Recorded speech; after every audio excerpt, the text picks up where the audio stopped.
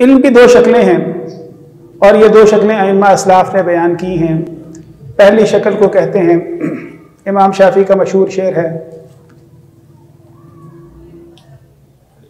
अल इल्मु मा फीही हद्दसना व अखबरना व मा सिवा ज़ालिका वस्वासु शयातीन।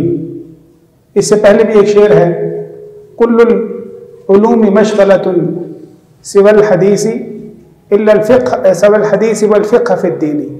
तमाम के तमाम उलूम वक़्त गुजारी हैं, सवाए किस बात के? वक़्त गुजारी हैं सवाए हदीस के और दीन में फ़क़ाहत के। इन दो के अलावा बाकी तमाम उलूम वक़्त का ज़िया हैं, उनमें कोई खैर की कोई बात नहीं है। अल इल्मु मा फ़ीही हद्दसना व अख़बरना व मा सिवा ज़ालिका वस्वासु शयातीन। इल्म वो होता है जो नबी सल्लल्लाहु अलैहि वसल्लम की ज़ुबान से निकलता है।